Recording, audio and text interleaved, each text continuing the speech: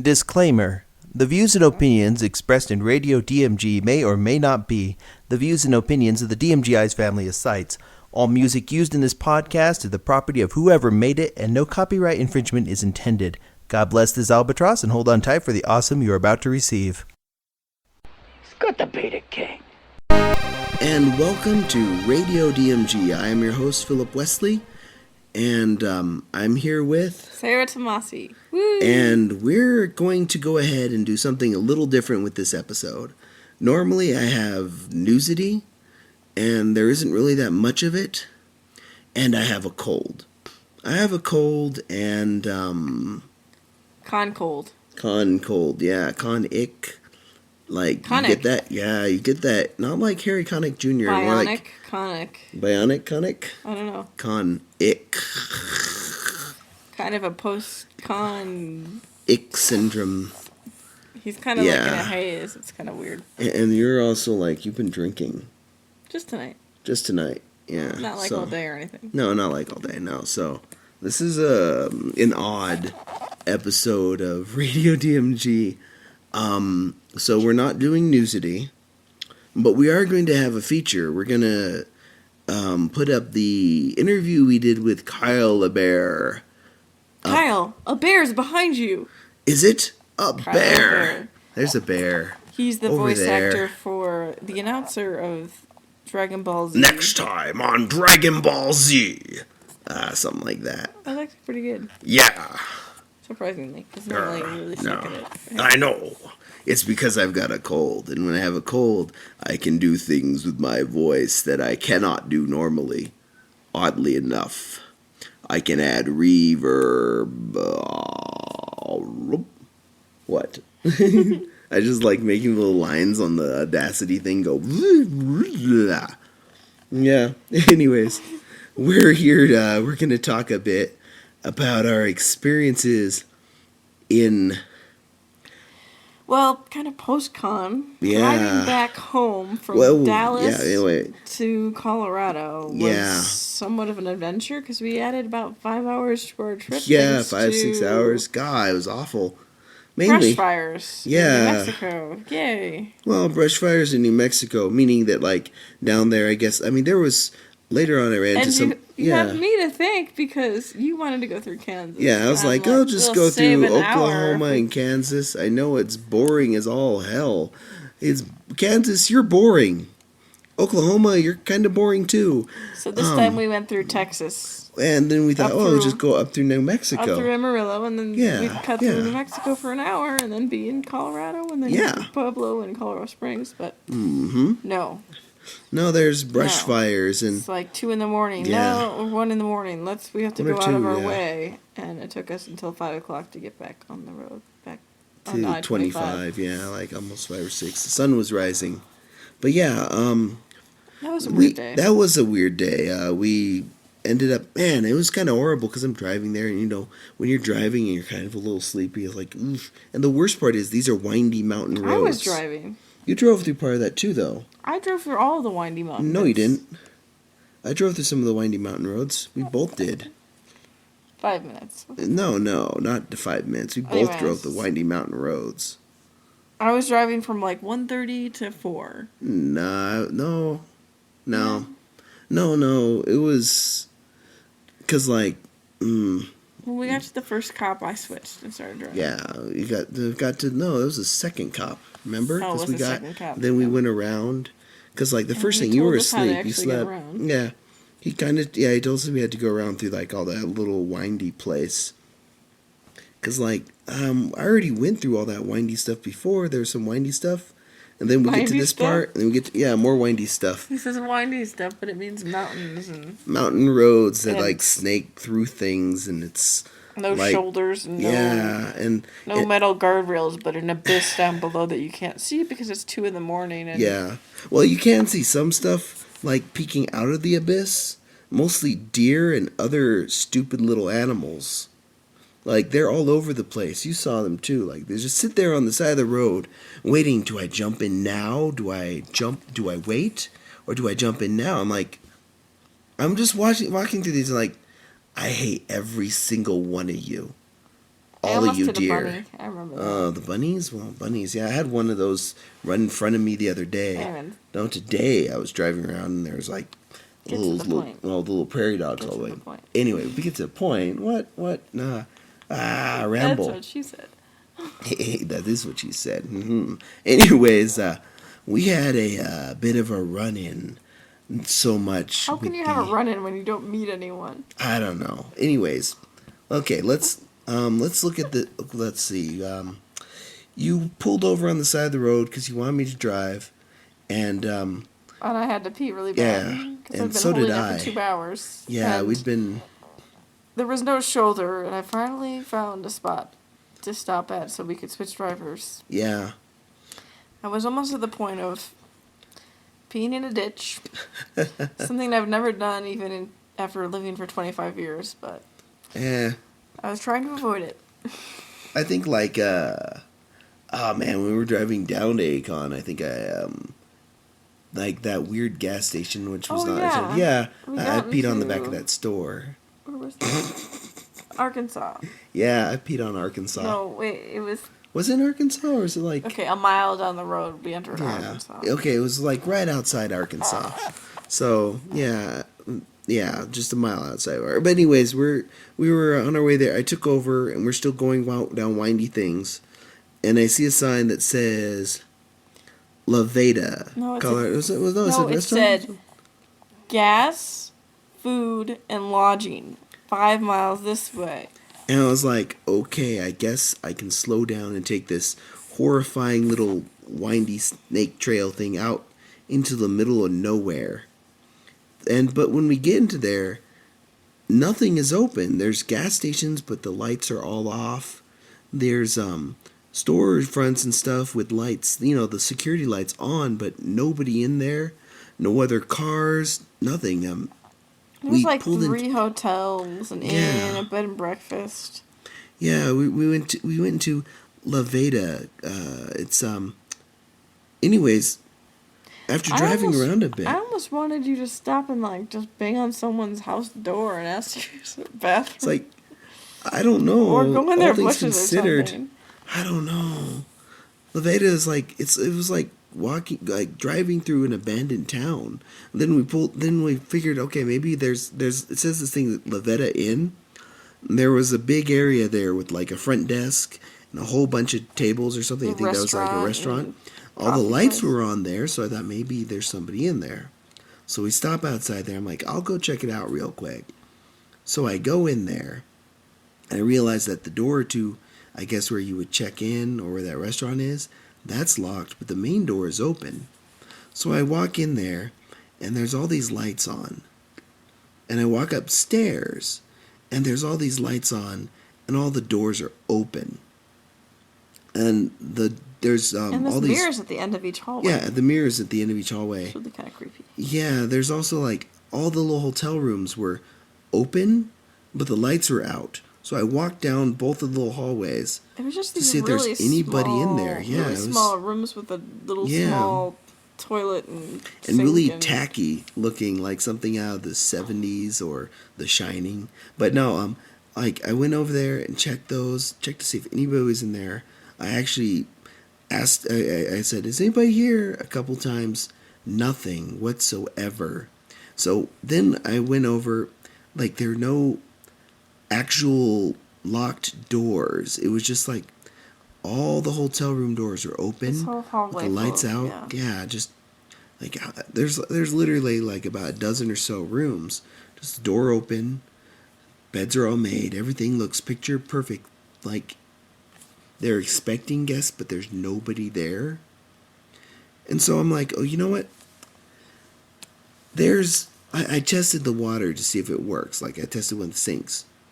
Because like I went into one of them, turned on the light there, turned on the bathroom light, checked to make sure stuff worked. I'm like, okay, you know what? There doesn't seem to be anybody here. I really have to go. Sarah really has to go. I'll go see if I'll just go down to the car. What were you doing in the car while I was checking this out? Waking up. Waking up? No, I was trying to hold it. Oh. Because remember, we had just switched. Because I was driving for like 2.5 hours. holding it for 2 hours. Yeah. And then I finally found a spot to pull over on the side of the road so that you could drive and I could just not concentrate. pee my pants. And 5 minutes after you started driving, we found that sign. Of course. Yeah. So you came downstairs and you asked me if I felt like breaking and entering and using a toilet, and it was that or pee in someone's bush or on the side of the road. So we just went up there. I turned on the light for one of the hotel rooms, and I watched for God knows what would show up. Children of the Corn. Yeah, or something. They'll be, Zombies. play with us, play with us. Ghosts? I don't know. In The Shining, is it The Shining? The Shining. No, maybe something like out of Poltergeist with like the twins or something like. Or is that The Shining? I don't remember. That's creepy. Or like in Silent Hill. I hate What? Yeah, I was sitting there watching for Pyramid Head. Anyways, or people to bust us. Or yeah, that too. Anyways, after you used the restroom, I went ahead and used it, and then like we hightailed it out of there. we washed our hands, and then we hightailed it out of there. We got back into the car, and as I'm getting out there, because like it was really really creepy. The sun starts rising, Peeking up, really. Yeah, kind of. So it's all like reddish and yellowish and pinkish and stuff. And then, like, as we're going along, because you're going out of La Veta, which is apparently some kind of mining town or something. Yeah, we found, it's a like, ranch. Majestic Spanish peaks located along the scenic highway of legends. What legends? Seriously. And they get it wrong. Home to a diverse population of artists and ranchers. Mostly white people. Anyways, no, it says, like, it's called La Veta, or the Vein, which... Last I checked, that's not even the right Spanish. It's got a Adobe trading post or some type of terrifying. I don't know. They've got a La Veta Cucaracha Chamber of Cucaracha, Cuchara, Cuchara, Cuchara, Cuchara, La Veta Cuchara. What the heck is Cuchara? They have a golf course. A golf course. So apparently it's something very very nice. Tom Weisskopf. I don't know what that designed is. Designed it, apparently. I don't know. Yeah, Tom Weisskopf. For lodging, the historic La Veta Inn in the heart of town is a wonderful place to stay or enjoy dinner. Or be dinner. Just down the street from the inn is the Russ Avenue Bakery. None of this is open. Offering delicious homemade breads. Cinnamon... Well, it was a Sunday. Yeah. No, it was a Monday. No, it was Monday. Like, it was Monday at like 4 a.m. 4 in the morning. Yeah. Ay. Anyways, no, as we're getting out of there, apparently, up in the mountains near there, there's like a big, LV for La Veta. Yeah. It's, it was white. It was like kind of like a Hollywood type of bigger. Yeah, but like etched into the side of the mountain. Like white LV. I think it is white stone. Yeah, it might be. It just to me, think it's anthrax? Could be anthrax or the ashes of the bodies. God only knows. But no, it's like I saw that whole thing where it's like, yeah, this is it says LV. To me that was just live. Yeah, I saw part of that. La Veta Inn. There's all these pictures, like that's their main. Wow, that is their main thing. Yeah. No, the LV was more like, we're looking at some pictures. We looked it up, and on like this website, we're looking at the old La Veta train station, the new La Veta Town Hall. It's like log cabins. Oh my gosh, yeah. This is they have Oktoberfest there. I think they're all white. What do you expect? Yeah, that's weird. Go down a bit. Like La Veta Town Lakes. That's it actually looks kind of nice when it's not creepy as all heck. And there's actually people that are like not zombies. Not zombies. LV La Veta. Let's see what it says. Map of La Veta. If I can looking find at La Veta. We're looking for like a picture of the LV. Cause oh my gosh. Cause to me it was just like, this is not. It's LAVETA, Colorado. 2 words. Yeah, 2 words. It's near Cuchara Pass. Apparently, like I said, it's a mountain mining town, kind of like Silent Hill in that way. Is that like the citizen? I don't know if we'll be able to see that big LV. Who knows? Maybe that was just for us. We broke some horrifying taboo. Well, welcome to southern Colorado's Cuchara Valley, a delightfully undiscovered destination. Spend a week, a summer, eternity. We know you will return again and again. Amidst nature's great beauty, you will find a refreshing small-town quality of life and unlife, combined with the sophistication of art galleries, theater, dining, a fitness center, Oh, they have a gym. graveyard. They have a gym. A gym, musical entertainment, and shopping. Home of Ricky Tim's Art Quilt Studio. Wow, quilting. So grab your mouse and come to okay. This is like the Lavetta Cuchara Chamber of Commerce. Wow. It's got history, geology, etc., etc. Ghost towns? What's this? Lodging. Yeah, we went to the Lavetta Inn, which is this one. It's on 103 West. 10 historic guest rooms designed and decorated by local artists. And 8 Southwest Suites, also designed by local artists. More. Open 7 days a week. Fine dining, casual dining. Huh. Open 7 days a week though, but not when we're there. Oh, it's got a website. Huh. Watch it be a dead link. It looks like a pretty town. Oh yeah. I don't think I would revisit it though. I'm not sure we can. We've probably ticked off the locals. I'm not going back that No. way. Oh, look. Wow. Look at this. Go back to this. Go back to... We're looking at, like, the Lavetta Inn here. View availability, rooms and rates. Yes. Yeah, these are, wow. Dude, summer room rates from 120 to 140. Suites from 130 to 190. What? Yeah, I know. That's kind of like... I mean, I book a lot of travel, and that's really expensive. Yeah, that is a tourist... Oh, they're historic rooms. Each of the rooms is different, I guess. By different, I mean creepy and tacky looking. But I don't want to insult any artists who may be like, I am from Lavetta. And then like... Let's figure out which room we peed in. Oh, yeah. Let's see. No, not the LeClaire Skaggs one. Man, I'm going to have to put some interesting show notes on this. Nope. Historic room 3. No. I don't remember looking at any art. No, I don't think we were. We were more concerned about, okay, there's a restroom that is usable. I don't get what these ones are. I wish it would have had like a map so it could tell us, because it was, I don't know. I honestly don't know. Well, the dining room looked nice. I don't know. Overall, it's just our neighborhood. Yeah. There's no shortage. There's no shortage of interesting things to do. Are you kidding me? In Lavetta. They want to be like the... only golfers have been there, I think. Yeah, I think so. It might be a big golf thing. Lavetta in Courtros. You said ghost towns? Ghost towns.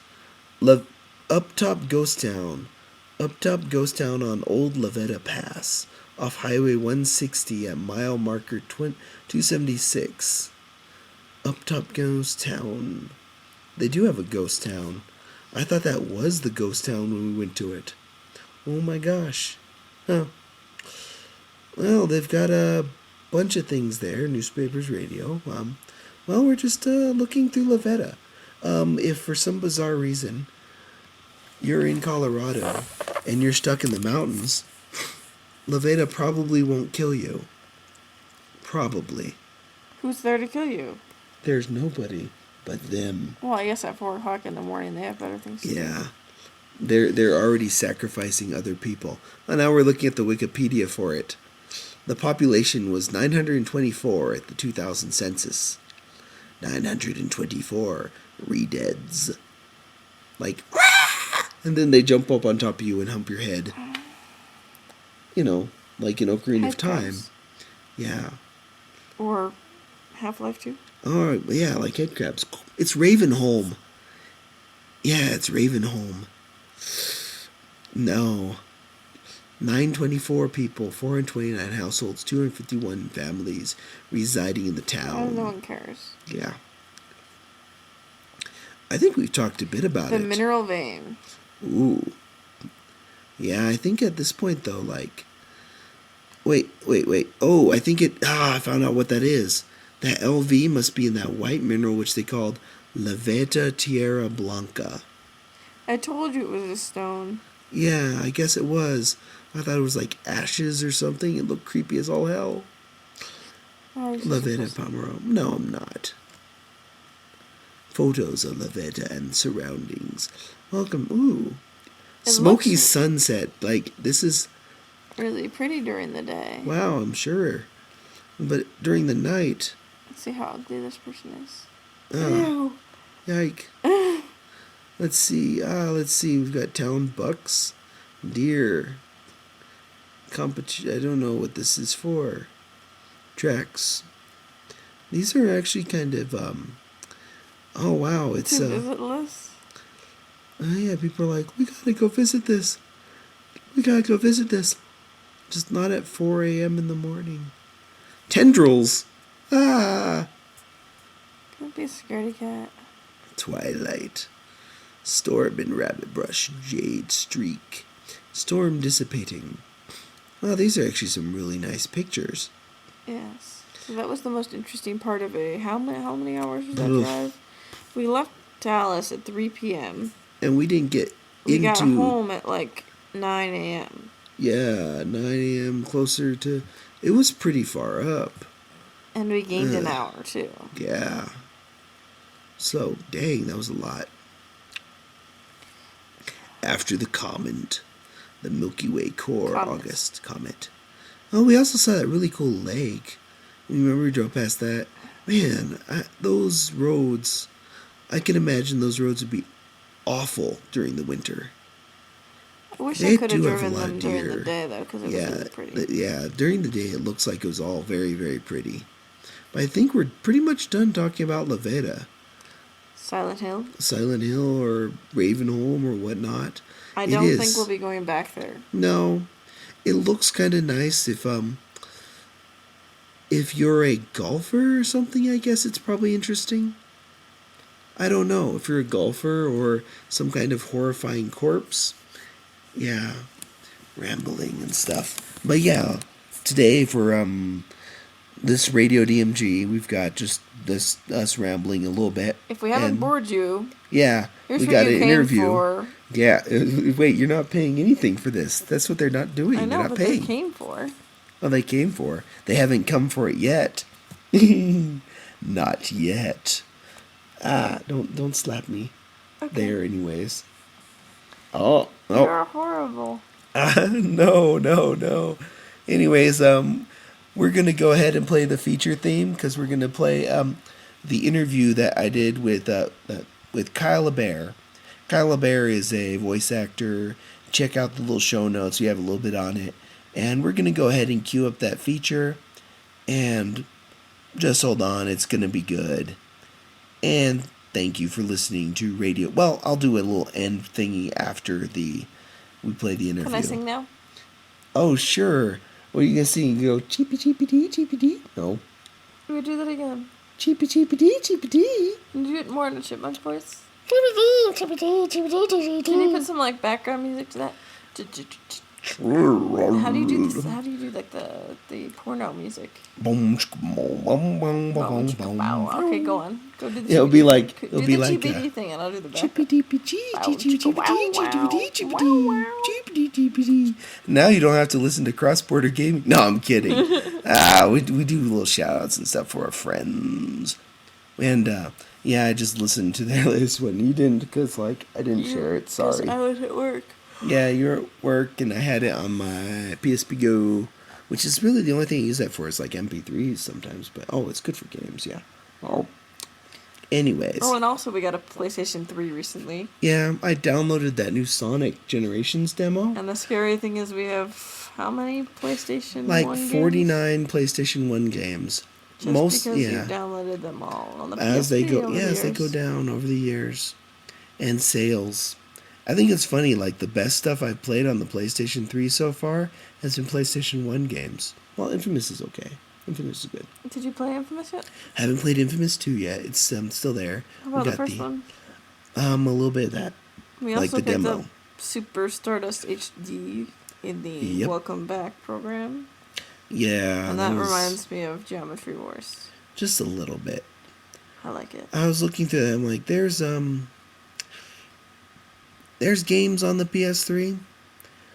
It's just that, to be honest, it's kind of hard sometimes to sit down and play console games. Even on, like, the Wii, I still need to finish Fragile Dreams, which...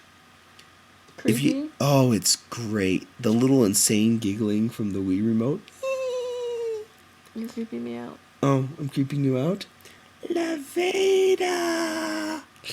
La Veda!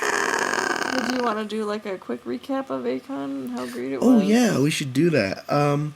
Sorry I missed the Hentai Fest, everybody. With just, this is the second year in a row where I wasn't there for the whole thing. I didn't even make it this year. Last year we did, and then we left. What were we doing this year?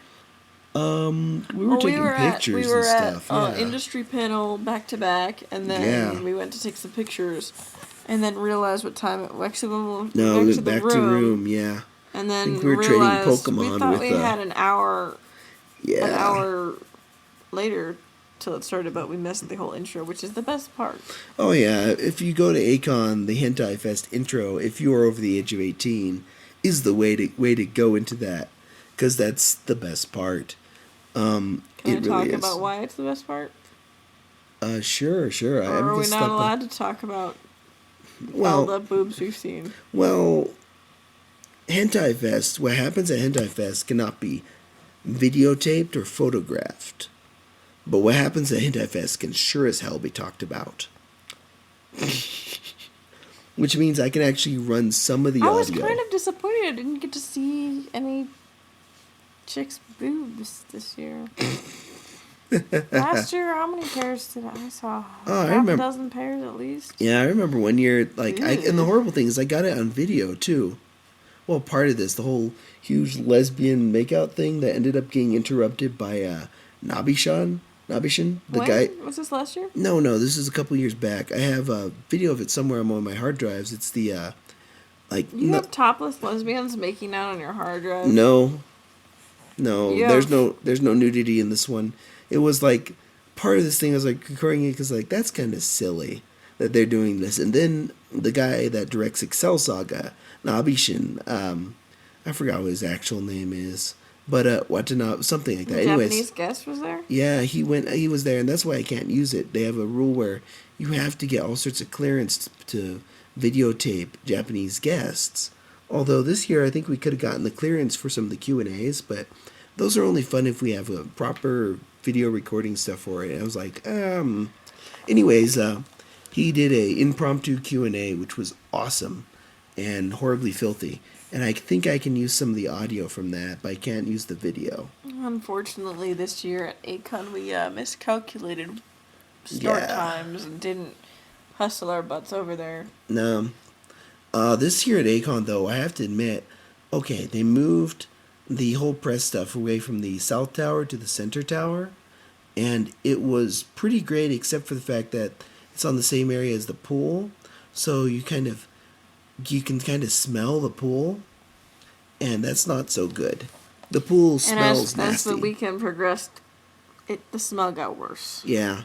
That being said, I loved having quiet interview rooms to interview people with. And people to help you set up the interviews. That was was wonderful. I said, I want this and this and this interview. When I get this guest set up for a certain time. Yeah, it was. Wow, this is I was just. And they got, like, I had a translator for Team Ninja. I had all our stuff out there. Was it the first night? Or was it Thursday night? Yeah, we were like, I want this person, this person, this person, this person, this person, this person. And they got it. They got it all. And we got Peter S. Beagle ourselves. Yeah, we got Peter S. Beagle ourselves. But then we were like, can we use this room for this? And they're like, okay, yes. Akon was really great to the press this year. sadly, there weren't really any big announcements at Funimation or Well, it Viz was or a little anything. different. They told us Yeah. that we couldn't just skip lines this year, which was kind of weird. Which we didn't really end up in any lines, did we? Well, the only line I was really in was the one for Funimation. Cause you had an interview and I went to the panel. Yeah. And that was kind of fun. And then when we were like in the interview, the line for that other thing, I think it was like, what, the Viz one or something? Viz? Yeah, the one there. And one of the staff members was like, oh, they're trying to do this. I was like, no, because like normally they just, they would make something for the press. Oh, I think it was Aniplex. Yeah, for a bit there, I was like, oh no, I don't want to make it. You found me. Oh, Aniplex is, yes. What is that? Like Mima Chibi or something? Viz. Shiba? Yeah, Viz, the one with the bean dogs. I've seen those at Hot Topic, and I had no idea what they were because I don't watch stuff on Crunchyroll. And apparently, wow, those commercials are awesome. We'll put a little thing up there too, so people can see all of them. You found Did you me. know What? a flamingo's egg is also pink? Milk? Milk. Flamingo's milk. A flamingo's milk is also pink. Yeah, a flamingo's milk. I like that one. It goes, did you know 30 million germs are transmitted in one kiss? And the guy's like, oh. Yeah, we're going to have to supply some type of context. The show notes are going to be fun. Overall, Icon was good, though. Oh, this yeah. year we didn't have any obnoxious roommates. Yeah. They know who they are. And I take full credit because I found them on the internet. Yeah, next year, like, some of the people that we got this year... Definitely, guys are a lot low maintenance than girls. Oh, no, this, like, next year, if we need roommates, I think we've got people, like, one of the people we went with this year totally would do it again, I'm sure, and I'm fine with that. You would do him again? What? No. I gave him Pokemon. Yeah, that was pretty great. What did I give him? Something.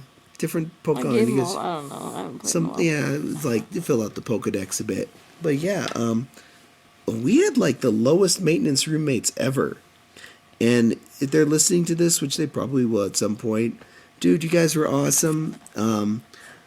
Like, the guy from Reddit, though, didn't seem like he was really having a good time. Kind of, he's like, I don't know. Maybe he bought the ticket and then broke up with his girlfriend and then didn't want to waste his ticket or something. Well, yeah. But you know what? You shouldn't let something like that bring you down. Don't let them bring you down. It's only castles burning. And time keeps on learning. It's something to come around. I don't know. It's a song. Yearning? I don't know. It's like, don't let it bring you down. It's only castles burning. Oh my god. Guys, he's turning into Harold. He's turning into H-Bomb. Cheepy. No, those guys are great. Although, like, their new stuff there where they're recording off of, like, that Pamela program or something. They're running music throughout the entirety of it. It sounds like a porno, right? Yeah, it does. Just a little bit. I'm like, okay. Does this podcast do that? Or No. +1? I don't know. They got it from, like, That Gamer podcast or something. I've actually never listened to That Gamer podcast. I don't know if they do that. Who is that gamer? I don't know. Does he live in Lavetta? Probably. It's creepy. He wears a pyramid on his head every now and then, and it signifies menstruation. That's what that is in that game. Pyramid head? It isn't like Silent Hill 2. Are you just getting that because I say I'm having my pyramid? No.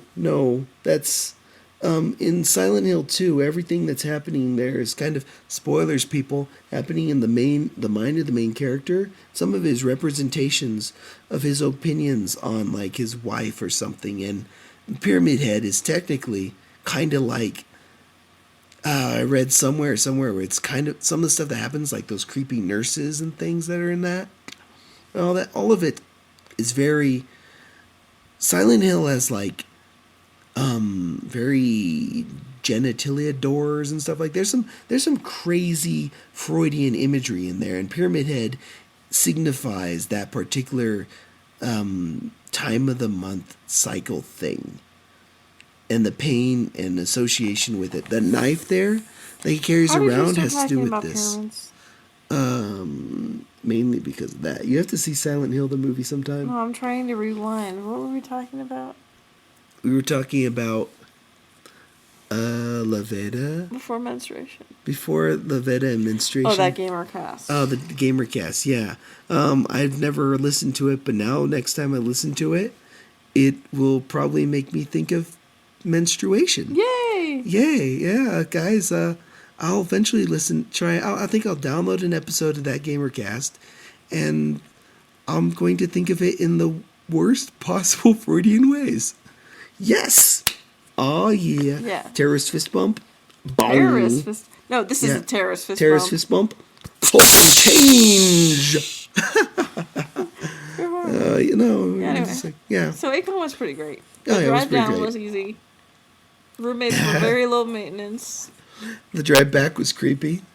Although we did stop in that one town with the overtly friendly Pizza Hut. Oh, and that great coffee shop, Higher Grounds, in the Plaza of the Americas. If They you go to stayed open on Sunday. yes, they did. You know what? God bless them.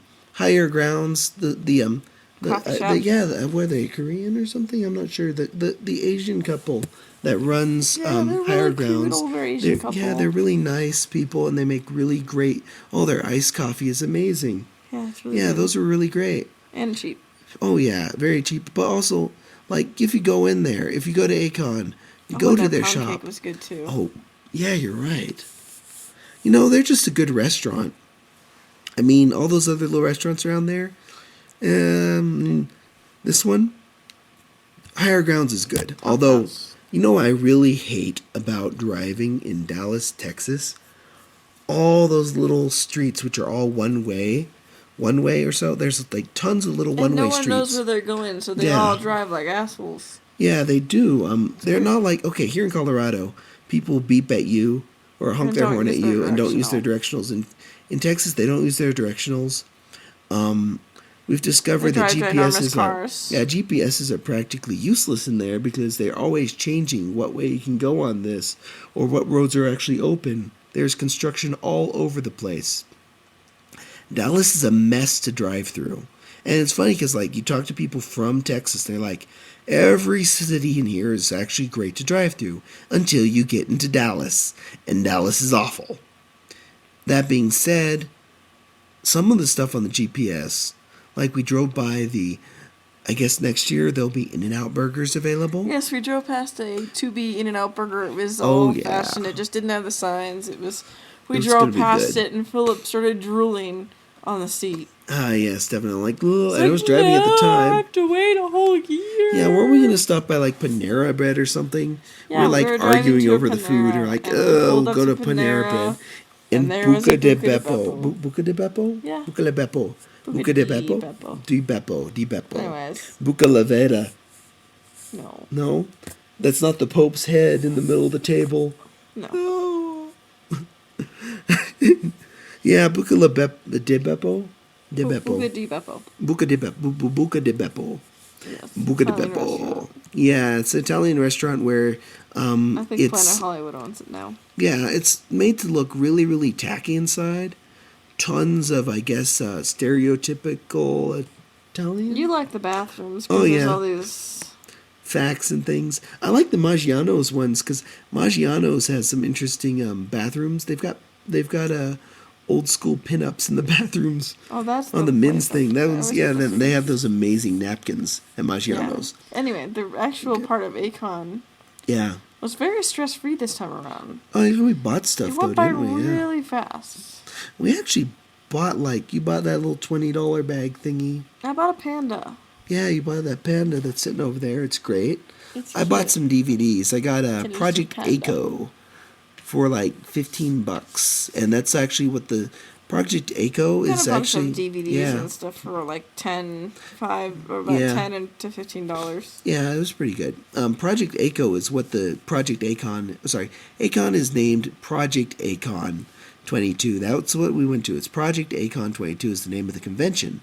Now, Project Aco is the name of a anime about a super strong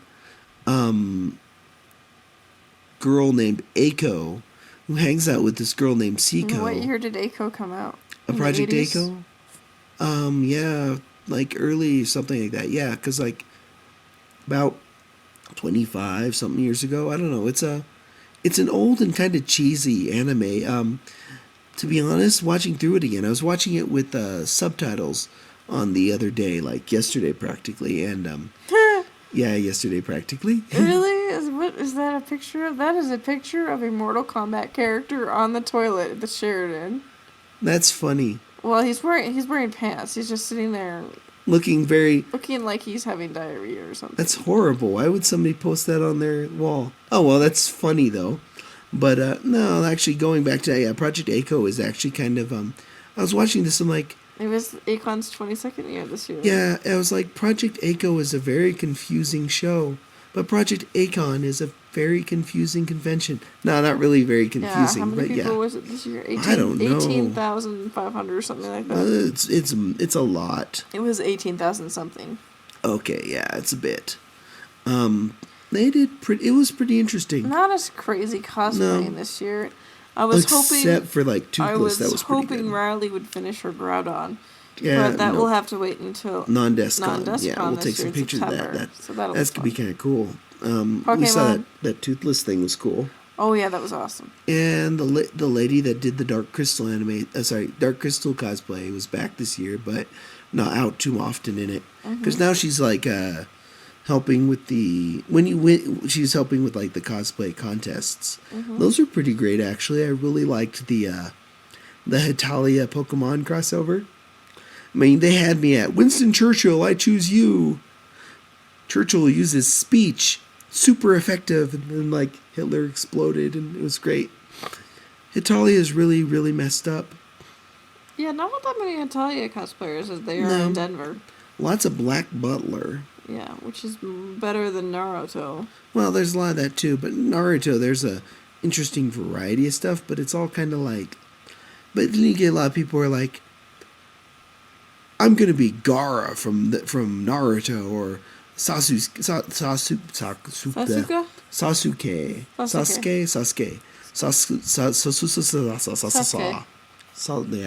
Yeah. So who would you say was your favorite cosplay? I really didn't have a favorite this year yet. Any interesting, surprising ones, like from old? There was that one from, what was it, Dragonheart? Or what Half. Half Dragon? Dragon Half is the name of the show. Dragon Half. There was a cosplay from Dragon Half. You get at least one or two people who actually do something from an old show. No Hyper Police this year. That's what I would like to see next year, or an NDK. Do you know what I'm going to say? Yeah, you're going to say like the Red Whirlwind from Romeo X Juliet. Yes. I still have yet to see anybody do a proper Chisei from Saikano, meaning with the arm. Or, hell, I want to see some more video game cosplayers that aren't Portal. There's a lot of Portal people who show up, or Half-Life people, and, well, that's nice, and that's all well and good. There are a lot of other games, besides Assassin's Creed, or Portal, or Halo, or Mortal Kombat for that matter, that deserve cosplay. Yeah, you see tons of Mario and Princess Peach and stuff, or Link. You see a lot of Link. And you know what?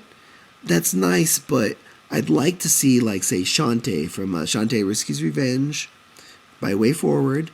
I would definitely like to see cosplay for that. I'd like to see cosplay for, you see a lot of Halo people, but you don't see a lot of Metroid that's proper.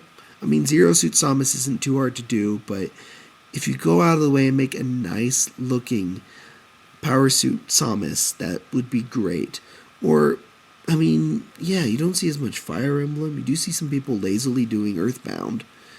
There was, I think, 2 people doing Mega Man. Yeah. No, there's also Mega Man Zero stuff, but Mega Man Zero stuff is kind of like... what was it called? Gaia. Ava Unit 1? Yeah, it's not a video game. Still. No, technically. No. You don't see enough. It was pretty good, though. Yeah. One thing that gets me too is, like, you also see a lot of Gur. Sometimes, but you don't see a lot of Zim himself, which is kind of weird. But yeah, please look into doing, like, I don't think I've ever seen a good Sly Cooper, or a good I mean, we see Mario and stuff, but do we ever see Donkey Kong? We never see Donkey Kong. No, everyone does Mario and Yeah, Luigi. you also... I even saw a Yoshi, Wario. we saw a Yoshi, a Bowser, but you never see a Donkey Kong. Huh. You know what? That's kind of sad. People, if you're cosplaying, get it on like Donkey Kong. But, you know, yeah. Are you in? Oh, here's the area. Yif. We have the attendance numbers for Akon 22. 18,447 souls. I was off by 3. Oh. I said There were 500. yeah. 80, something like that, yeah. Anywho. Yeah, it was pretty good this year. Notable? What? It was pretty chill. We did our thing. Interviews. Went to some panels. Took some pictures. Not as much running around this year as last year, but we had two cameras. This year we had 2 cameras. And then I had a lot of fun at the costume contest. Yeah. Because, like, that lady kept standing in your way.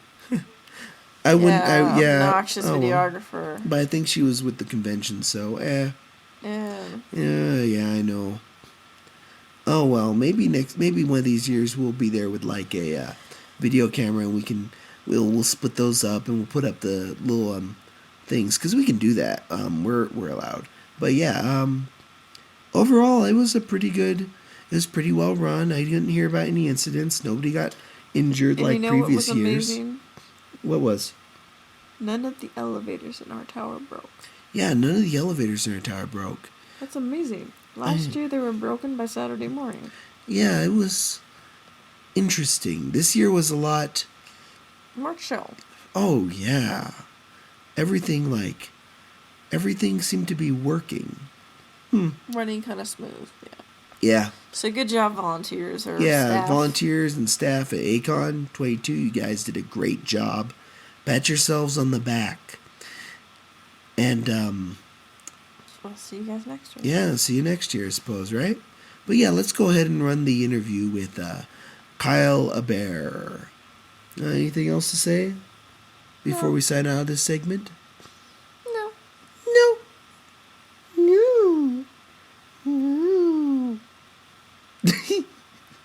That was him. That wasn't me. No, okay. I swear. It's the medicine. It's been kicking in. Theraflu. But yeah, I guess we can stop recording. Cue the music. No. Okay, see you after the end of the segment. Cheap. You know, they didn't have me on their last program. Yeah. Maybe we should be like, CBG. Get me on your program. Shame on you. Yeah, Shame. I know. They couldn't wait 2 hours. You and Frank were all like at each other's throats on Twitter. I think he says I'm jaded. You're jaded. Oh man, I'm so jaded. The only drug you use is caffeine. Well, Vortex. That's caffeine. Well, it's caffeine, practically. But no, it's because I said something about like the Xbox 360, where I'm like, hey, we got a PS3. I couldn't really think of anything on the 360. Why would you need both? You don't really need both, especially considering all the. I mean, oh man, once the Wii U comes out, there's no purpose for the PS3 at that point. If I can get a lot of the games that are on there, along with Nintendo franchises. Well, that being said, there's no Sly Cooper on the Xbox 360. There's no Shadow of the Colossus or Ico on it either. So it's all good. That's funny. Oy. Oh, that is pretty funny. Oi. Actually, that's kind of disturbing right here. Look, we're checking Facebook too. Somebody's mentioning that, they're doing that animated live action version of the Lorax. By Dr. Seuss? Yeah, and Danny DeVito is voicing the Lorax. What? Somehow I wonder if that'll be any good. Oh, well. Anyways, but yeah. Good night and big balls. Oh, what? No, I know those. Big boobs. What were you going to say? I was going to say, so, what have you been playing, Sarah? Legend of Zelda 3DS. And where are you in Legend of Zelda 3DS? Where have I been where am I? Yeah. I am in the beginning part, the first half of the second dungeon with the out of the The Goron Dongo City. Caverns. The Dongo Cavern. The Dongo Caverns. The Dongo Yes. dislikes smoke. I was. Yeah, I haven't put too much time into it, but Hey. I was playing it during my lunch break yesterday. Yeah. So. I am in the Forest Temple. I am an adult Link. I have the hook shot. I just got the fairy bow. And I'm like, oh yeah, I got arrows now. So I'm going to be laying waste to some things. Ah, man, I forgot how... Like, oh, yeah, a couple more things. Yeah? Okay, Sunday, we went to Best Buy and picked up 2 copies of Legend of Zelda Ocarina of Time on 3DS. And we got that And Best Buy was $25 gift doing certificate. that, buy 1 copy of Zelda, buy a second 3DS game, get a $25 gift card, and we convinced them to allow it even with 2 copies of Zelda. So we got a $25 gift card. And then I went and took one of those infamous 2 Hero Edition boxes. Yeah. Took it to the register with the $25 gift card. We got that. We got that. It was pretty good. I like the bag that comes with it.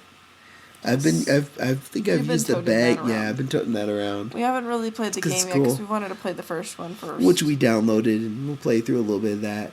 I've heard you don't have to. There's like a recap at the front of Infamous 2 or something. But I'm like, I want to get a little... You can get some stuff for playing the first game. Oh, yeah? In the second game, yeah. And that also comes with like DLC stuff, and we can download the soundtrack for it too. And then there's like the little figurine, which we haven't really taken out of plastic or anything. But yeah, it was pretty sell cool. That. Probably. What else did it come with? It came with something else. There's a bag. The bag, there's the DLC. figurine. Yeah, because we're looking. I was like, wow, that a bag's stupid great. comic book that was bad. The little edge of it's bent a little bit, but There's yeah. nothing else. On the game, right? Yeah, game. I feel like I'm forgetting game, something. downloadable soundtrack, figurine, DLC, bag. $83. Yeah. Not bad for a $60 game. It's not bad. Not bad. I like it when there's like these special editions of things.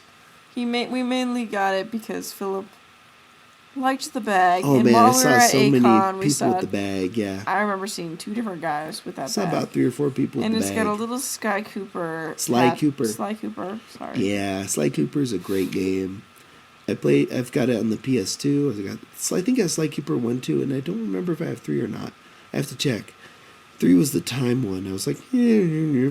But yeah, there's that new Sly Cooper coming out, and I like that game. It's very stylish, and I like how in Infamous he's got that same cling ability, kind of.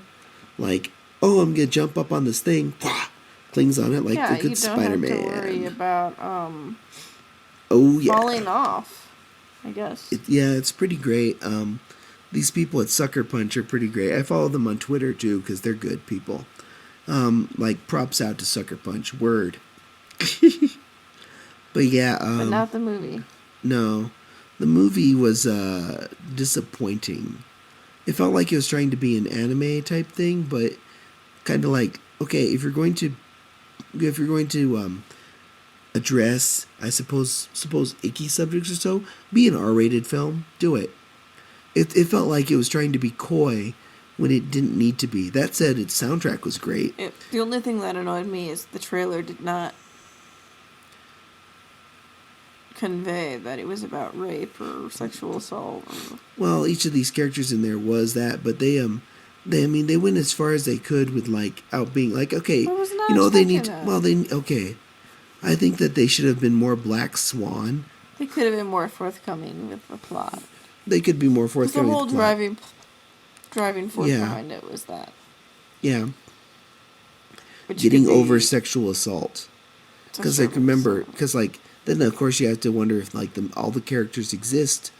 Because remember, the main character is not technically the main character in it. At the end of it, the character that survives may be the only character that's actually real. If you look at it that way. I think there was an interview or something with the director, who also directed The 300 and Watchmen. And he's like, well, not all these characters that are in this show are real.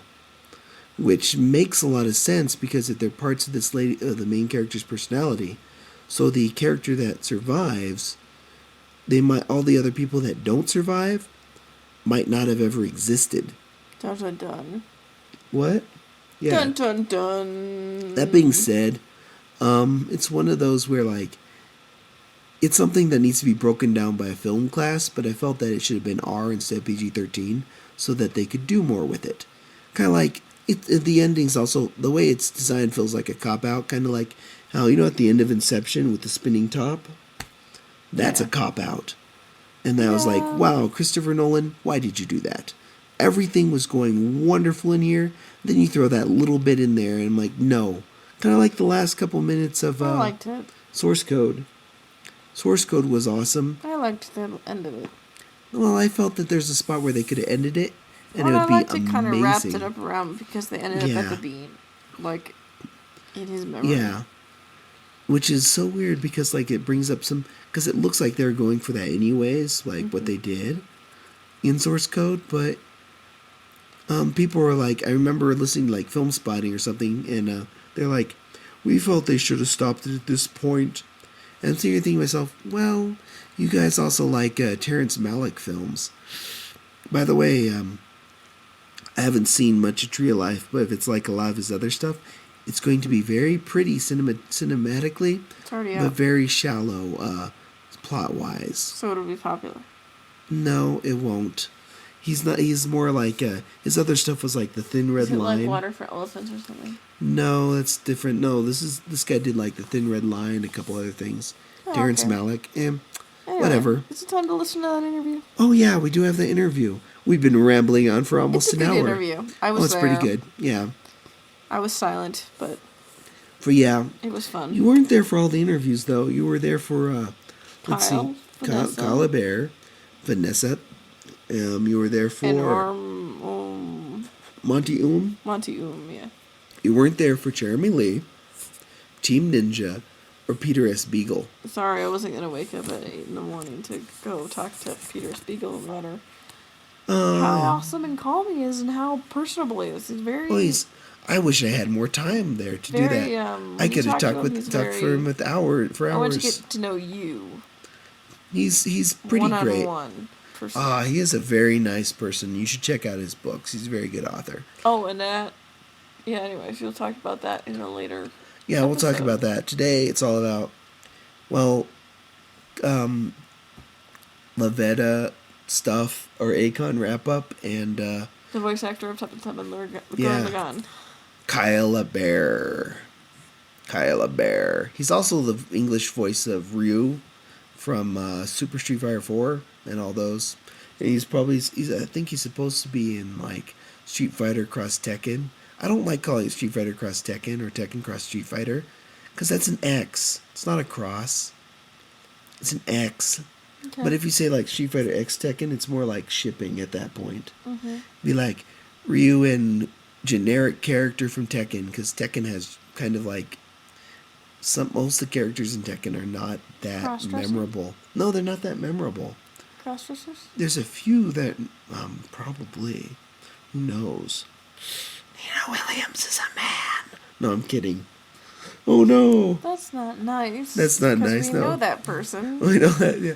No, Nina Williams, the character in there.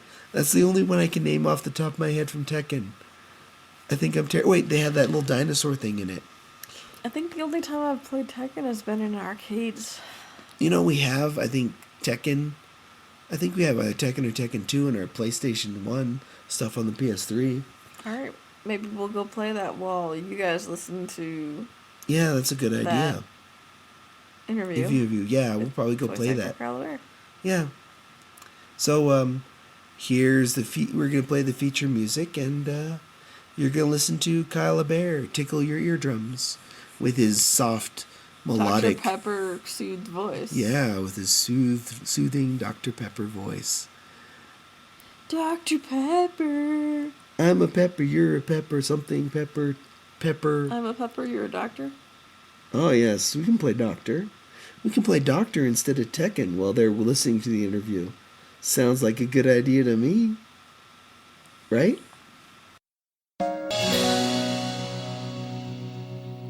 And welcome to Radio DMG. I'm your host, Philip Wesley. I'm sitting here at Acon 22 with... Kyle Hebert. It's pronounced Hebert? It is pronounced Hebert. It looks like Hebert, and some people think it's Herbert, but you take the first R out, and a little Louisiana French for you. The H is silent, E's like an A, so Hebert. Hebert. I always thought it was like Herbert, kind of like a Steve Colbert or something like that. Well, yeah, the Colbert thing is kind of a boon to my last name, at least the last syllable, at least. Yeah, the last syllable. So when people see that, they can at least, oh, okay. It's like, oh, just think of it this way. A bear is attacking.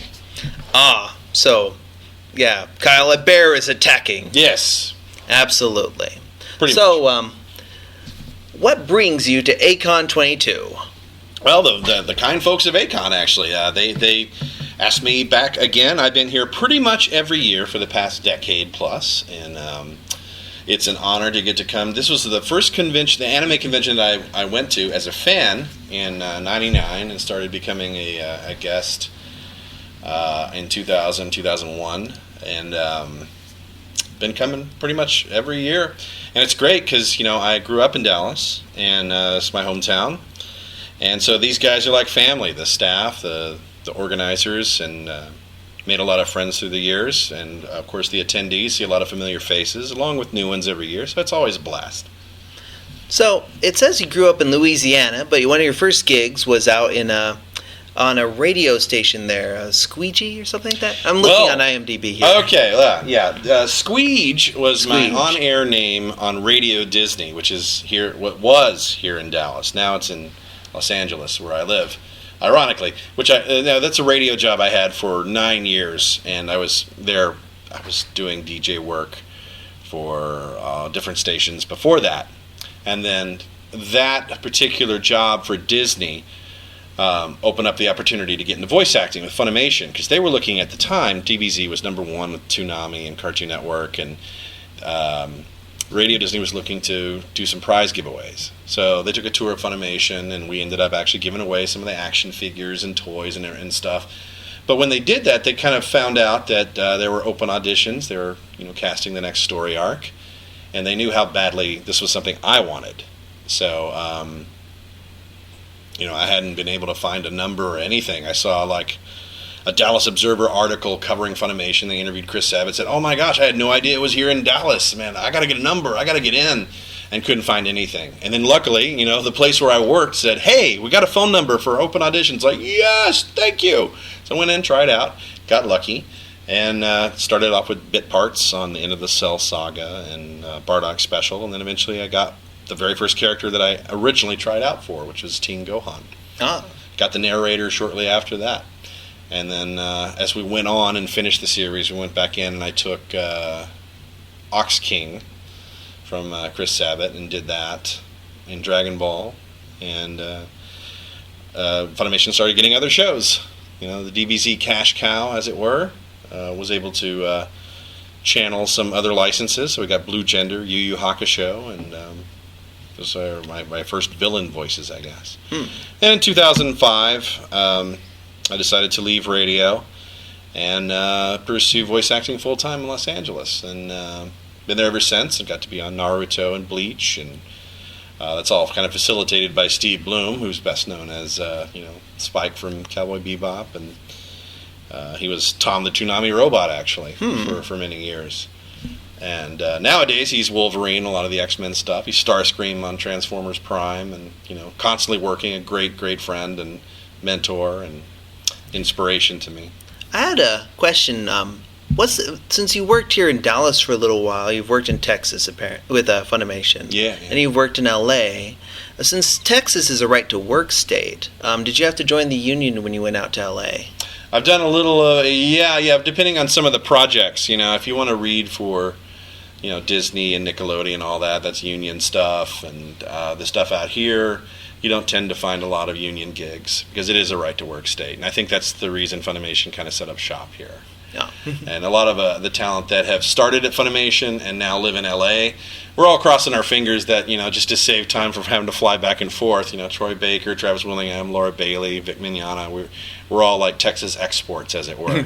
But we still fly back from time to time to work on Funimation shows. We keep on hoping that they'd open an LA wing or something. Have you looked into? I noticed that you've also done voice acting for video games as well. Have you done any audiobooks? I have done audiobooks. I did some audio stuff for a tiny company called Timberwolf Press outside of Plano years ago, while I was still living in Texas. I haven't done them since I moved to LA though. It's kind of a hard thing to get into when you think about the amount of work that goes into it. It ends up being a nice payday, but you work for it because not only do you need to do your prep and read the book ahead of time, but you need to come up with all these different voices. It's like if I'm narrating an audiobook that has 30 different women in it, how am I going to make them all sound unique? Besides, oh my gosh, I'm a high-pitched voice. That just becomes the point of parody or whatnot. So that becomes a juggling effort, as it were, to do. But I know a lot of friends that do audiobooks and they enjoy it and everything. The kind of projects that give me the most pleasure creatively speaking are all the character-oriented stuff. So getting to work in anime, and mostly what I do now are games, which is a higher paycheck, ironically, given that anime dubbing is the hardest type of voice work to do because you're acting and matching lip sync. But it's also on the lowest end of the totem pole pay-wise, and just historically always has. It's never going to pay the same as working on a cartoon or something. That's why you'll never hear Billy West on anime. And how can you blame him? If you're used to making scale, which is close to $800 a session. Now someone like him on Futurama, he's making like what, $75,000 an episode or something. But your average voice actor, even the established ones, a cartoon making close to 800, or a game can make up to 800, or sometimes if you're lucky, double scale, or and that's per session. So if you're the main character on a session, you do a 4-hour session and you have another 4 hours left, okay, suddenly I got $1,600. Like, oh, we got pickups. Oh, okay, another ching, so it adds up.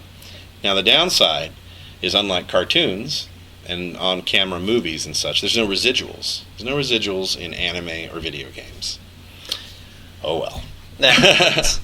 So you've done Ryu on, how do you pronounce it? Is it Ryu or Ryu? I used to Capcom said it's Ryu. Ryu. Now the 1994 and the movie called him Ryu, and a lot of fans have called him Ryu through the years, but I got to go with how Capcom told me to say it, so we say Ryu.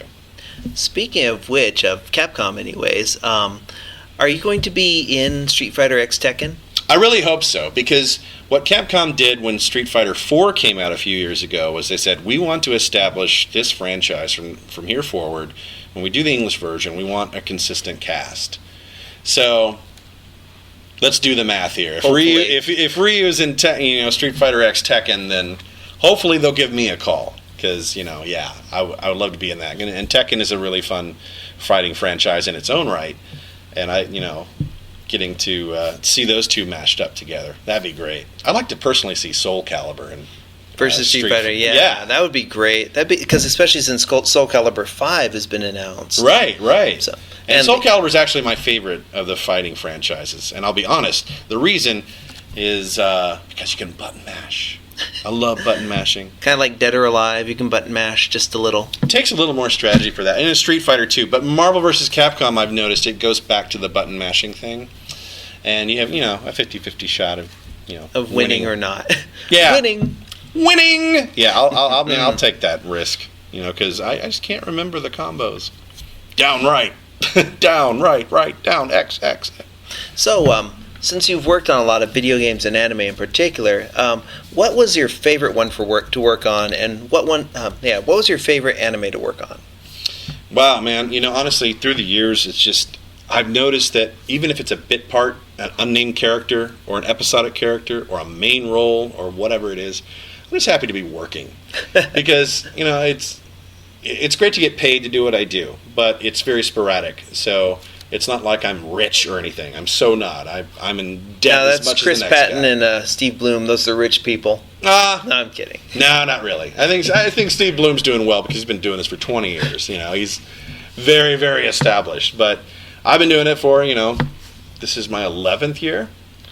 And, I have some good months, and then I have bad months, But in terms of roles, DBZ will always be special. I usually get asked to do the narrator voice a lot, and that's always been a ton of fun. But of recent years, Kamina has been a really epic, manly character that has really made a connection with a lot of fans.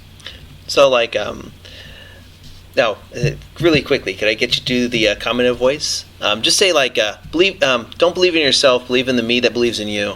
Don't believe in yourself, believe in me. Believe in the Kamina that believes in you. Ah, excellent. Yours is the drill that will pierce the heavens.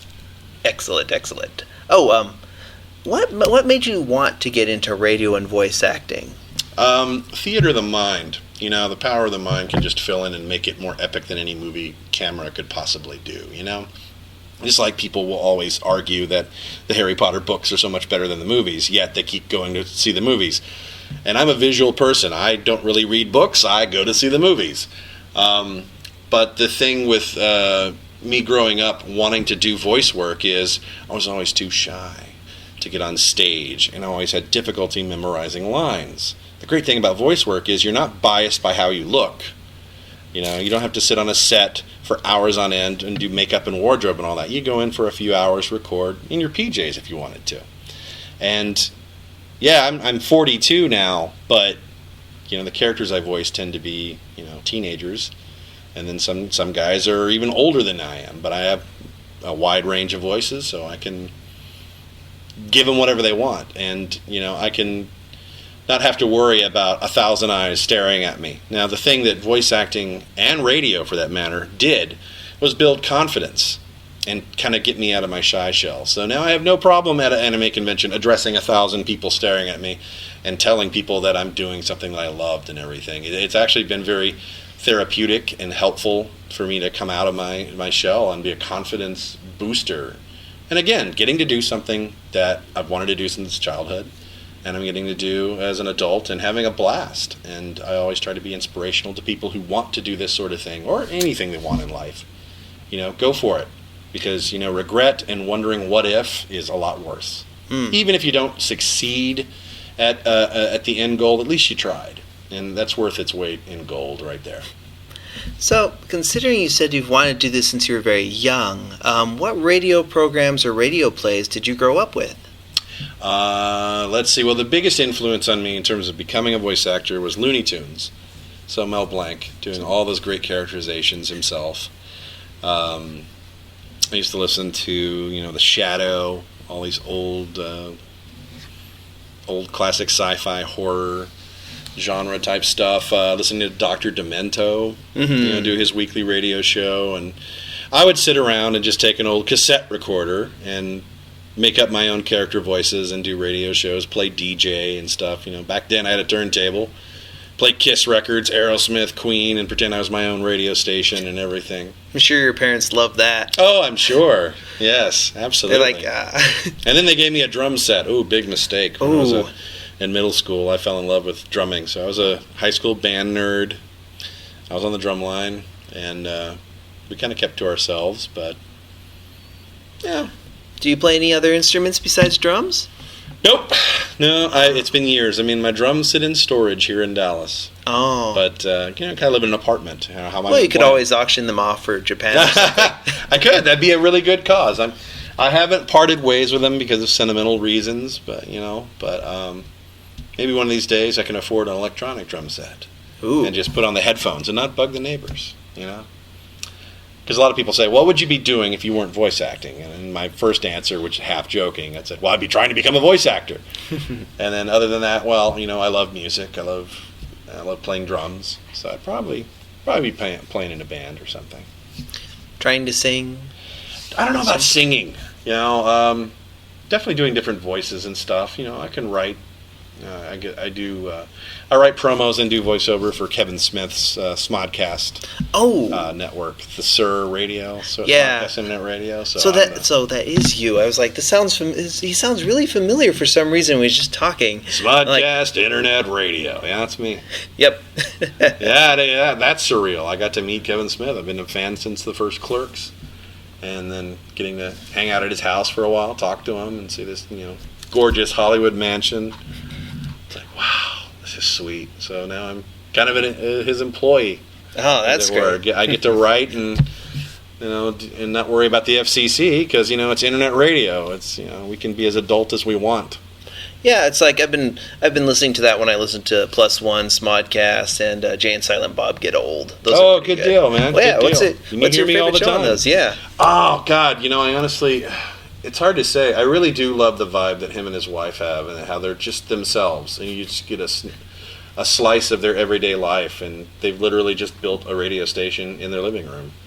And that's cool, I was a podcaster for 5 years. When I first moved to LA, I started the Big Ball broadcast, and I ceased that last summer, so about a year ago, because my co-host became a dad for the second time, and my engineer wanted to do his own network thing. I said, all right, I'm going to take a hiatus. I may revisit podcasting eventually. Why'd you call it the Big Ball Big Ball Podcast? Well, Big Ball Broadcast. Big Ball Broadcast. We called it that. A friend of mine was a podcaster, and he said, why don't you call it Big Ball Broadcast? I was like, it's a great name. Because I'm big and I'm bald.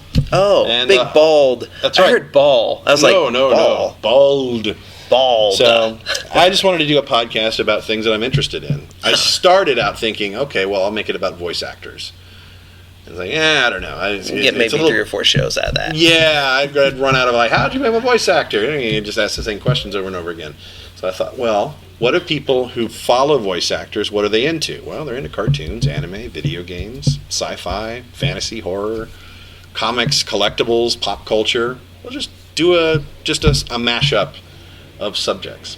Mashup of subjects. That's always the best way to go with it, because if you get way too pointed on these, you find out you run out of shows really quickly. Yeah. But the power of podcasting was exciting. It rejuvenated my interest in radio. Because I'll be honest, in 2005, one of the factors that said, all right, I got to get up and move to LA and try this voice acting thing, was that radio was getting a little stale for me. Because again, I got to report to the big man, corporate America, and I got to do things a certain way, and this, that, and the other, and. For anyone who wanted to do a radio show about anime, for example, would have to submit to the FCC to get a license to be a broadcaster and then beg a local radio station to maybe get an hour on Sunday mornings at 8 a.m. Yeah, I've worked with radio before, and honest to goodness, it's really difficult to get anything out there that's not either top 10 DJing or conservative talk radio. And even that's on AM. And radio is a dying thing. I mean, it's in a state of flux, rather. I guess it's a more accurate thing. It's always been a hard deal because there's no such thing as a mom-and-pop radio station in the middle of nowhere. It's always these big conglomerates, these big corporate things that buy up all the little stations. NPR, Clear Channel. Oh, yeah. All these huge things that they fire out the whole staff and maybe have a handful of guys that just voice track all the DJ stuff for mere pittance. And how do you live on that wage? Yeah. And I could imagine you'd get terribly bored with that. You would get bored. I did some voice tracking for Armed Forces Radio, actually. Oh, AFIS? Sorry, yeah. My dad's military, so we've been stationed in Germany, so I may have heard you on AFN or something, right? You might have. I was on Z-Rock, on the Heavy Metal Hard Rock Armed Forces Network channel. Yeah, I mostly listened to Paul Harvey on that. Okay. Paul Harvey, good day. It's and that's the rest of the story. Mm-hmm. Well, yeah, good stuff. I mean, talk radio has definitely made its niche. It's not going anywhere. Whether it's politics or, shock talk, Howard Stern, Opie and Anthony, that stuff. And of course, Kevin Smith kind of leading the way with showing, the streaming internet radio. Take your built-in fan base and switch mediums. He's slowly gearing away from making movies.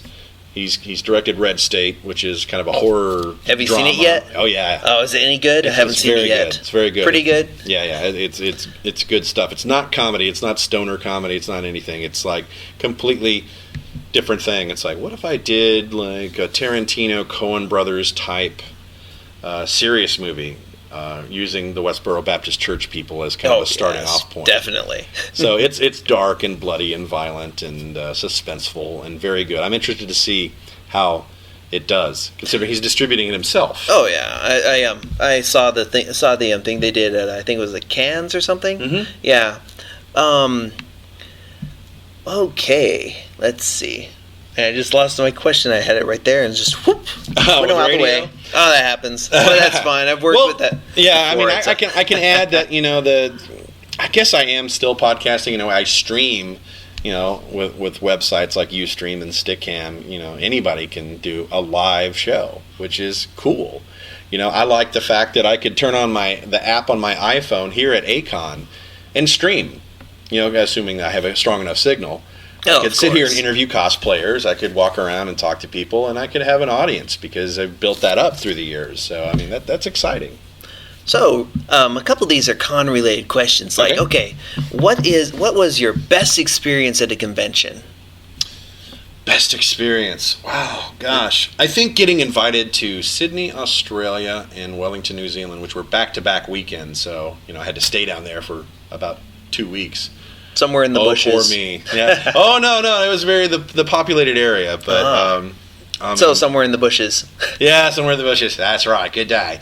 No, I was seeing the Sydney Opera House. Just a gorgeous city. And then Wellington, New Zealand, I got to see Weta Workshop. At the time, Two Towers hadn't come out yet. So we got to see all the Lord of the Rings stuff. And it's just amazing getting to do that. And this last time, I actually went to Sydney again this year and met Lance Henriksen and Karen Allen and, folks from the Indiana Jones films, Aliens. These are films that made a huge impact on me as a teenager and a kid, seeing Indiana Jones and Aliens. And here I am hobnobbing with these guys that are mutual guests of the con. And like, whoa, this is unreal. This is wild. I'm sitting on a bus talking about, voice acting or talking about Lance Henriksen, who's, just amazing. Acting. Just about acting, about his projects and whatnot. He should be doing more voice work. Someone with those soothy, dulcet tones. He's such a great... And he's just done, like, Tron, the animated series that's coming out, a mini-series. I'm a huge Tron nerd. And, they got all celebrities for it, which is kind of a soapbox I go off on. It's like, come on, let's stop getting the celebrities. Get the people who do this for a living. Because I honestly don't think... people that go to see Hollywood films have the same mentality. It's like, oh, I go to see this movie because it has a major star. No. Like, why do you buy a game? I mean, did you buy Modern Warfare because it had Gary Oldman in it or Sam Worthington? No, it's for the multiplayer. Exactly. You buy the game for the game. Yeah. And yeah, those characters have to be voiced, but why would you spend, millions of dollars to get a celebrity on there? They don't even put their names on the box art. Yeah, it's not. You're not looking at like Modern Warfare 3 starring Jeff Bridges. And they may very well get someone of that caliber for it. But I say, why don't you use your budget a little more wisely in this recession and pay scale to people who do this for a living and aren't just going to phone in a performance. Yeah, because a lot of these people, it's like, well, okay, as long as I sound like Alan Rickman, it's okay. That type of deal. Yeah.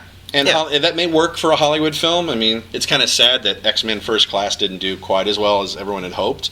And some people are saying, oh, it's because there's no major stars in it. No, I kind of want to... I haven't seen it yet. Oh, you should. I think it's brilliant. Oh, it's great? Yeah, I haven't seen it yet because we've been driving. We were driving when it was out. The whole 9-hour, 10-hour drive type deals. Yeah. But yeah, we'll see it soon. Highly recommend it. And I hope it finds its footing. Maybe people stayed away because they felt burned from the Wolverine third one. Origins and X3. Yeah. It's like, do we really want to see this again? We don't care at this point. But no, it's really good. Yeah, we'll definitely have to check that one out. So, what was your worst experience at a convention? And don't worry, I can tag this with a not safe for work tag. We have an SFW, by the way. So we can be an SFW. God, I can't think of... I know some of my voice acting colleagues have had far worse experiences than me. I know no one creepy actor, fans? Well, creepy fans, sure. Maybe ones that just kind of get up in your personal space or they need to bathe and you can smell what they had for lunch 3 days previous and they haven't, they're wearing their cosplay and they sweated in it all day. And but again, horror stories that I luckily have not gone through. One actor was roofied. Someone made him cookies. Ooh. And now he will not accept food from fans because of that. I mean, he was tripping. He said, someone put something in this cookie. Like the Hangover type thing. Yeah. I feel sorry for, we got a lot of very attractive female voice actors, and of course, some of the fans get a little attached. They're like, I want to lick you. And you're yeah. No. Yeah, you'll get fans that will literally camp outside their hotel room. Speaking of licking, Scott McNeil, very established Canadian voice actor, a fan licked his face, and yeah, he was pretty grossed out by that. Yeah, because all things considering, a Canadian national treasure. Yeah, he is. He's the Mel Blanc. He's one of the big inspirations to me. Kind of their apology for Bryan Adams and Justin Bieber, right? That's true. I love Canada, though. I get to go there a couple times a year, and I think they're great. I love Tim Hortons. I love their health care. I wish we had their health care. Well, who knows? How's that for ADD podcast? Well, Kyle, can you just answer the question? No. It's like, yeah, let's sit this. I know, all over the place. Whoa. No, that's fine if we're all over the place. It makes for interesting experiences for our guests because we've done a lot of we've interviewed a lot of their voice actors and such, like Liesl Wilkerson and stuff. She does Nina in Tekken. So sweet. You know what I'm saying. So who knows? Good job. So when you're when you're working on the audio for a video game, how does that go? How does that happen? The recording process for that. Well, I actually do a panel workshop at cons. I'm actually doing it here this weekend about video game voice acting because, unlike anime, where you're doing lip sync, in video games you tend to match the length of the Japanese audio since you don't have a visual reference. Sometimes there may be some rough animatics done, and you might have to do some lip sync for that. But generally, all you see is like an Excel spreadsheet script. You may not even see a picture of the character you're voicing. You may just hear it's like, okay, you're playing a 30-year-old soldier. It's like, okay, now you're going to play a 500-year-old demon. All right, now you're going to be a, 12-year-old kid, that type of thing. Like, oh, something like that. Now you're a wisecracking deity, this, that, and the other, all in the same session. But yeah, most games are from Japan, so we'll listen to the Japanese audio to hear how loud or soft it needs to be. And sometimes we have to pay very close attention, as if it's, get out of the way, da da da da, and they say it in Japanese and it takes 5 seconds, then we got to make sure we say the English equivalent in 5 seconds, preferably 4.9. Or 4.95 or whatever. Well, because so that they can fit more of it on there, because the audio is a little bit different. Well, they animate the lip flaps to the Japanese audio, so obviously we're stuck with that. But when we record, sometimes we'll do like 2 or 3 takes in a row. We'll hear the Japanese, so the actor hears how long it needs to be, how quiet or soft it needs to be, and then we go and do our take. It's like, get out of the way! Get out of the way! We'll do, a slower one, faster one, variants. And then the director will confer with the writer, the producer there from the gaming company, and it's like, okay, good, next. And it's kind of assembly line, just down in numerical order. And, again, the pay is a lot better for a game, and technically it's easier. So, with back to the subject of anime, was there anything that you didn't get to voice act that you really wanted to voice act for, like a particular show? Everything I've ever auditioned for. No, every actor will tell you that. It's like, because I try out, I audition more than I work, and I think that's true for just about any actor. There's always exceptions, but in generally, we're constantly trying to get jobs because auditions don't pay. So if they don't call you, you ain't working. I haven't worked in 3 weeks. So I flew here to Acon, and now my phone's lighting up with, we need you now! I'm like, you can't get me until I get back. And I'm like, irony. Murphy's Law. But, so sometimes it rains, it pours. Sometimes. Since you do a lot of work with Funimation, are you auditioning for, or have you been approached to work with, say, they licensed Fairy Tail recently. Would you like, have they... I think it's actually been recorded already. Already? I want to... I don't know. You don't know yet? It sounds familiar. That name sounds familiar. There's Fairy Tail, and then there's Panty and Stocking with Garter Belt. That's another big one. I've heard of that one. I don't think that one's... auditioning yet? Yeah. Not yet. I mean... You try out for it? If I got to audition for it, here's the thing. I would have to fly out on my own dime from L.A. Oh. Now, some actors do get to do that and come out. I mean, I tried out for Hitalia, I felt pretty confident in it, but at the time, it's like, it'd be a blessing and a curse. If it's like, congratulations, you're on Hitalia, that's awesome! And then I'd be like, immediate panic mode. I don't have $400 for a flight, and I have to front that. I mean, yeah, I would make it back by recording on the show and everything, but the way it's set up, no, we wouldn't. They wouldn't cover the flight or anything like that. That's kind of a shame. Yeah, but it is what it is. That's why it kind of re-emphasizes that you need to live where the work is, and they're throwing us a bone because we're already established. They're not just going to let anyone from anywhere try out, because chances are they're not going to have the money for a flight at the drop of a hat either. How many people do? And, so, I mean, the way it's set up, we go and record, and we sign our little timesheets, and 3 or 4 weeks later, then the paycheck shows up. So, being freelance, you kind of got to space your living out and kind of budget and make it last, as it were. So, what do you do outside of voice acting or radio or the video games to make up for that? Bag groceries? I should, but, here's the thing. I go to so many cons that I'm not available on weekends, so I don't have the elusive part-time job right now. I'm living on voice acting, which sounds great, but it's also a huge financial struggle, because if you ain't working for 3 weeks, that's 3 weeks you're not going to see income for. So it's a little bit rough. So we're being freelance. We're throwing a lot of stuff in different irons and different fires, because maybe if I'm auditioning and not getting work over here, maybe this studio will hire me for something. So I mean, up until an hour ago, I had nothing scheduled for next week. Now I have 2 things, which is great. Are you under NDA on those? Usually, yeah. Usually, yeah. But I can say one's a game and one's a recurring show with ninjas that I'm on. Oh, you can probably deduce what that is. Fruits Basket, right? Yes. Right? Oh. Fruits Basket Ninjas, yes. Yes. That would be awesome. That would be pretty epic. But alas.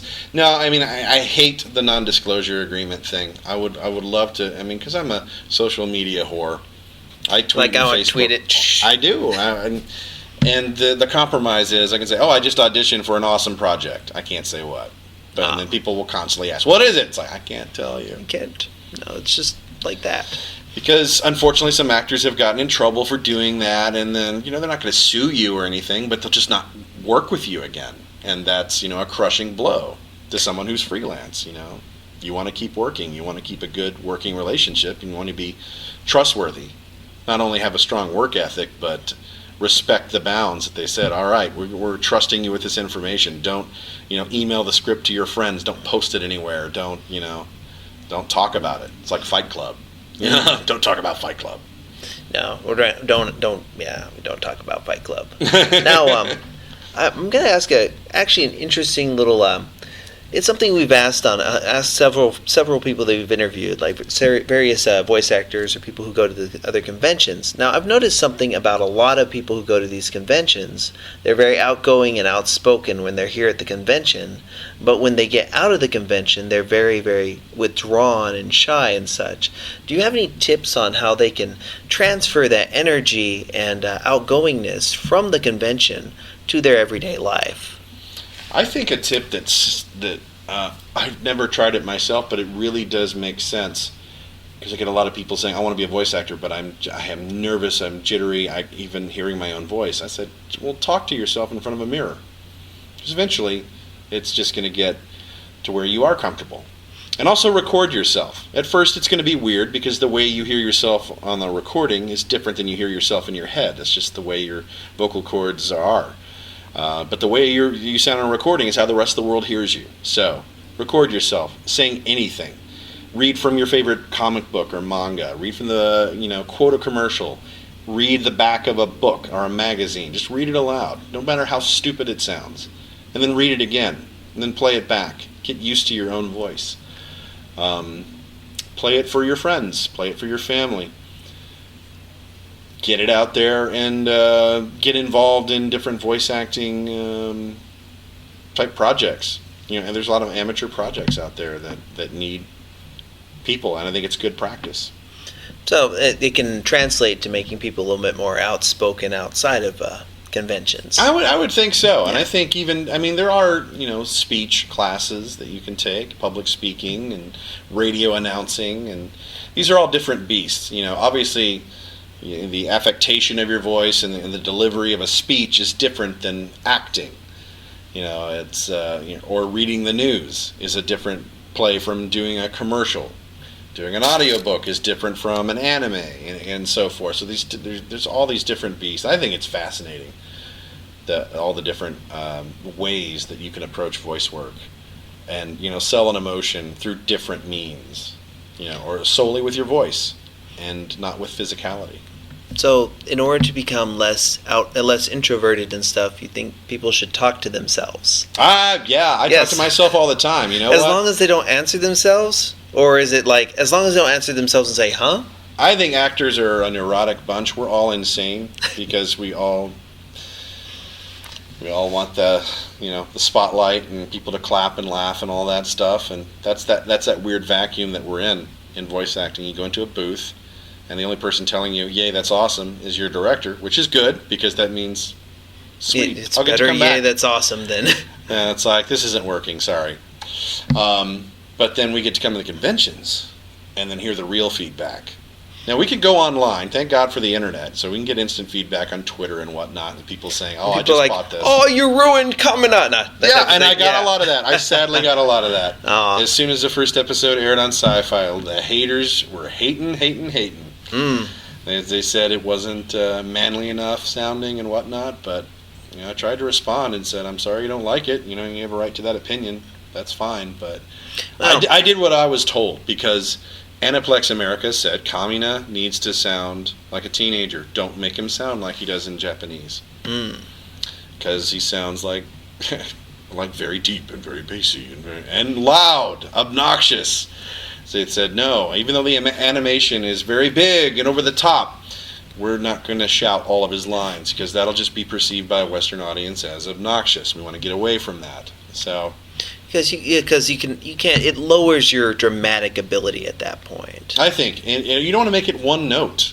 You don't want everything to be. It's like, how is the message going to get through if it's all? You just like put some subtlety in it. You can sell emotion without volume. You can have intensity without volume, and that was a common direction I would get from Tony Oliver on our thing. I would see the animation and Kamina would be moving his flap really big and everything, and I would do the line and then he'd go, oh, not shouty, intense but not shouty, and then we'd do it again. I'd pull down the volume and make it more intense.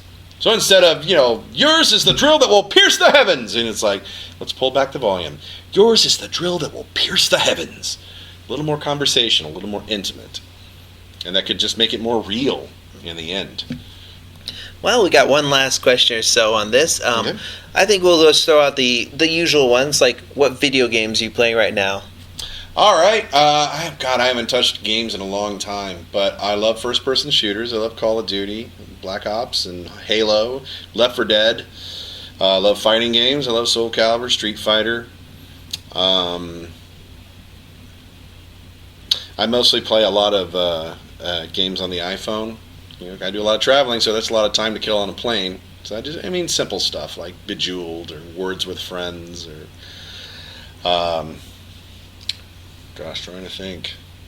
I don't know. I'm intrigued by the 3DS. I may pick one up, but not just yet because Street Fighter 4 is the only game that really, Not interested in Zelda next 2 weeks? I don't know. I never really played Zelda before, believe it or not. Huh. I'm not a hardcore gamer, more of a casual gamer. I know of Zelda, I know the legacy that it has and everything, but I never really got into it. So I don't know if that would be a must-have title for me personally. Who knows? But I got to go to E3. I didn't get to. The lines were too long. Oh, I wanted to try out the Wii U. Oh, you didn't get to? Oh. Too long. I tried out Gears 3, though. Did you try out the Vita? Nope. Line was too long. Line too long? I tried the Kinect Star Wars, though, and I was really disappointed. It was very laggy. Oh. And I have a Kinect, and I'm a fan of the Kinect because it's nice not having to hold a controller. I don't think the Kinect will ever overtake an actual controller-based game. I prefer playing with a controller myself, but I appreciate what they're trying to do. It's perfect for a dance game or something. If you want to get a little physical with it, it's great for workouts. Yeah. I'll be honest, Dance Central, you get a good workout. Your Fitness, you get a great workout. Star Wars, at this point, I want to throw it out the window. Because it's just, no. You swing your arm like you're holding a lightsaber, and the character on screen, a second later, swings his arm. It's like, so I don't think that's going to be on the box. I want to throw it out the window. Yeah, not Carl so Herbert. much. I'm a big Star Wars fan. Not so much of the prequels, but whatever. Yeah, we're all both going to still see it in 3D. Yeah, I'm sheep. I admit it. I'll march right in. I'll check it out because, I also want to go, since I live close to Disneyland, or an hour away, I want to see the retooled Star Tours. Now that there's 50 different variations of that. It's a flight simulator. It's basically watching a movie. But I think it's 3D and randomized, so it's going to all the different worlds and everything. And that would have been cool to be a voice actor on that. I know some people that were. I'm like, oh, sweet. Old Republic looks beautiful, but I'm a console gamer. And I did record voices on a Star Wars game, and at the time they didn't tell me what it was, so I'm hoping this is it. And you're like, oh, I'm in Star Wars Connect. Oh. No, I don't think so. I wasn't a playable character, so I'm thinking maybe it's Old Republic. So you were a killable character? No. Okay. No, I didn't have to die. That was nice. That's always a good thing. Yes. Well, we gotta wrap this up. So it's been nice talking to say your name. Kyle Hebert. Kyle Hebert on Radio DMG. Thank you. My pleasure, sir. My pleasure. And that's how the interview went down. Still not completely. Hopefully by the next episode, I will be my rip-roaring, not sick self. So, look forward to that on the next episode of Radio DMG. I am your host, Philip Wesley. You've been listening to Radio DMG. And good night.